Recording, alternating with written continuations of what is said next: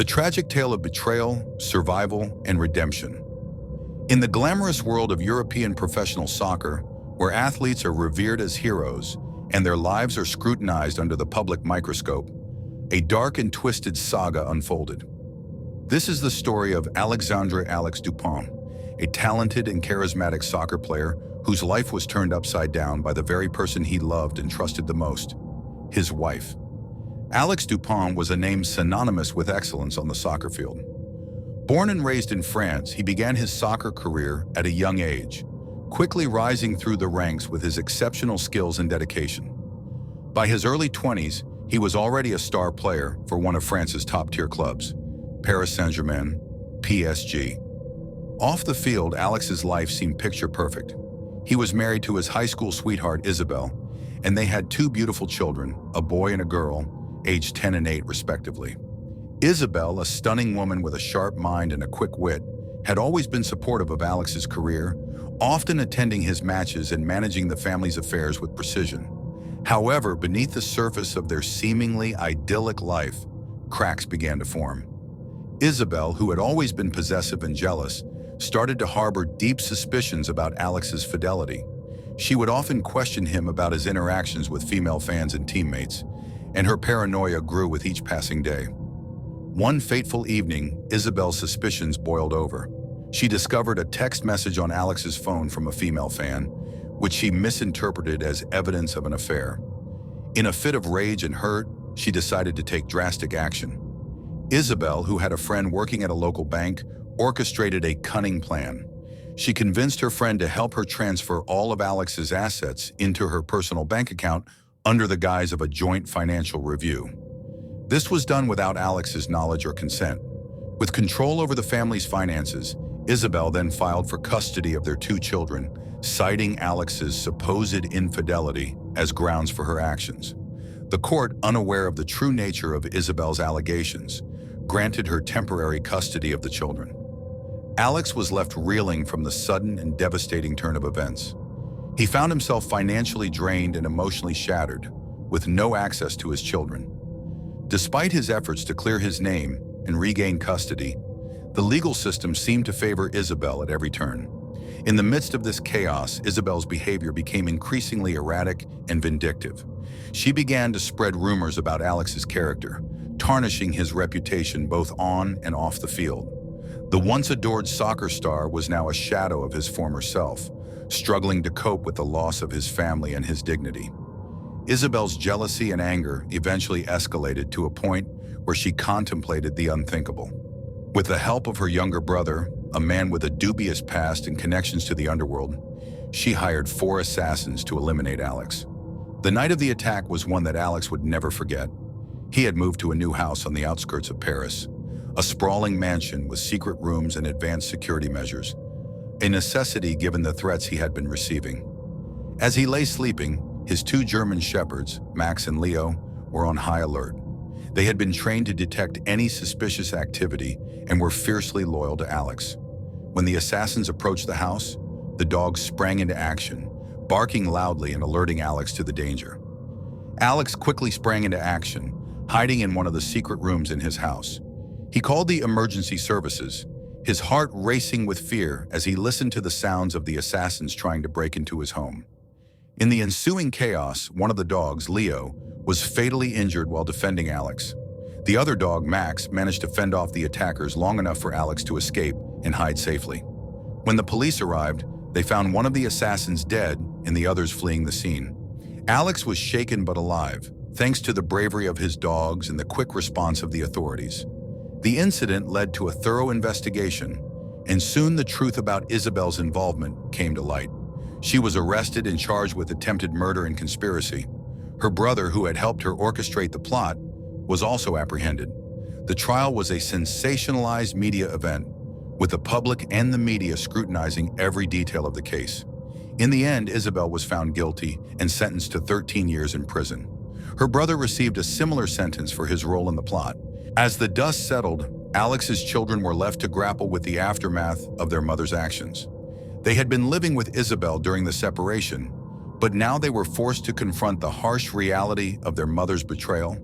The children, who had always loved and admired their father, began to question their mother's motives and actions. They visited her in prison, seeking answers to the questions that haunted them. Why had she done such horrible things to their father? Why had she lied and manipulated them? Isabel, now a shadow of her former self, could only offer tearful apologies and explanations that fell short of justifying her actions. The children, though hurt and confused, began the long process of healing and reconciliation with their father. Alex, despite the trauma he had endured, was determined to move on with his life. He resumed his soccer career, albeit with a newfound appreciation for life and a deeper sense of gratitude for his loved ones. He also became an advocate for domestic violence awareness and animal welfare, using his platform to raise funds and support for organizations that help victims of abuse and protected animals. As for Isabel, she spent her prison sentence reflecting on her actions and seeking redemption. She underwent therapy and counseling, hoping to understand the root causes of her jealousy and anger. Though she would never regain the trust of her children or her ex-husband, she could only hope that one day she might find forgiveness and a chance to rebuild her life. The story of Alex Dupont serves as a stark reminder of the destructive power of jealousy and the importance of seeking help when emotions become overwhelming. It highlights the complexities of human relationships and the devastating consequences that can unfold when love turns to hate. In the end, Alex's journey was one of survival, redemption, and the unbreakable bond between a father and his children. Though scarred by the experiences of his past, he emerged stronger, wiser, and more compassionate, a true hero both on and off the soccer field. Shattered Dreams in Madrid, a tale of betrayal, greed, and justice. In the affluent neighborhoods of Madrid, where ancient architecture meets modern luxury, lived the Ramirez family. Antonio Ramirez, a brilliant corporate executive, his wife Isabella, and their 5 children, twins Sofia and Elena, 15, Marco, 12, Carmen, 10, and little Lucas, 7, seemed to embody the perfect Spanish family. Their sprawling villa, complete with a pool and manicured gardens, stood as a testament to Antonio's hard work and dedication.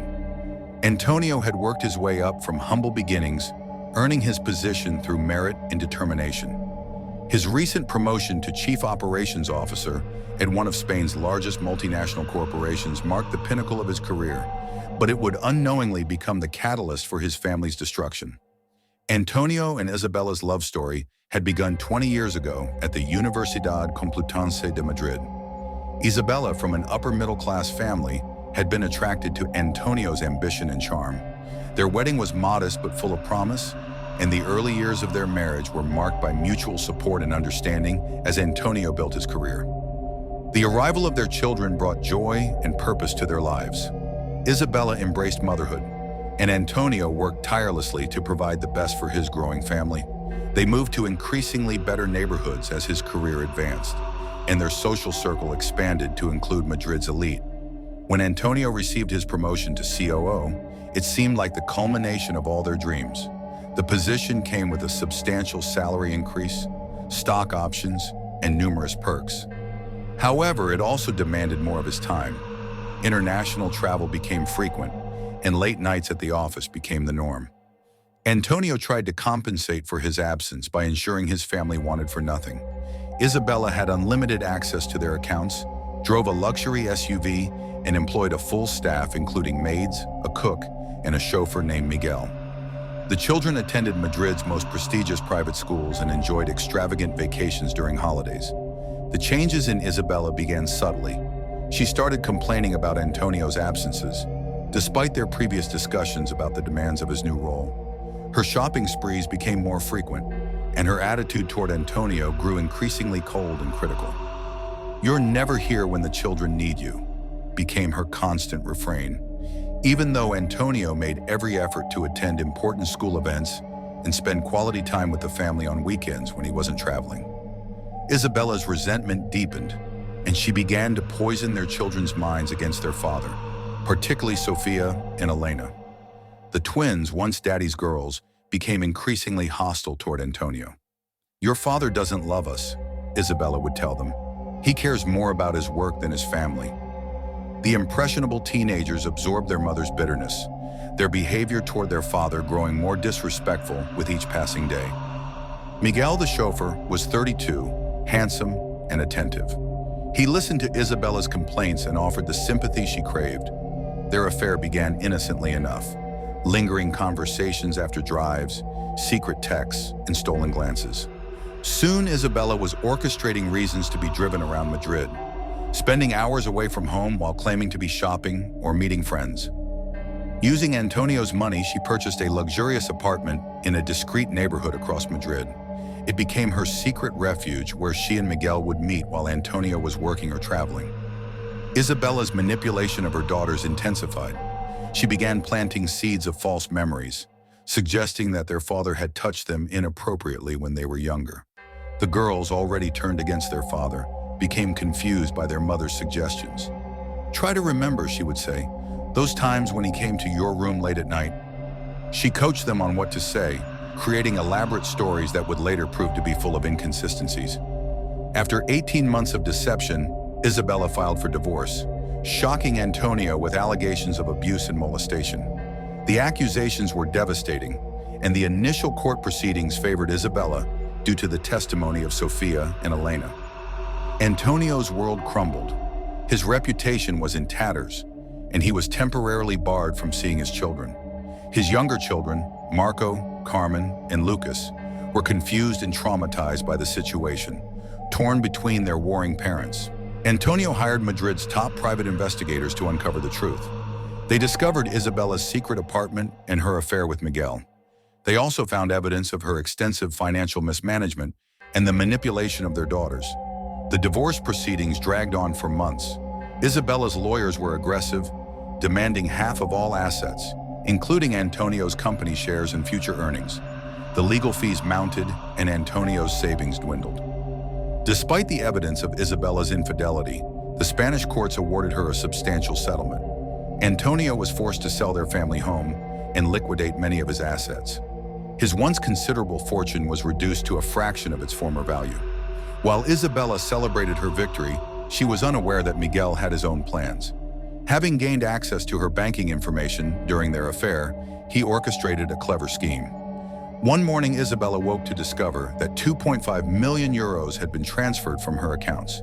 Miguel had disappeared, leaving behind only a brief note. "Thanks for everything. Don't try to find me."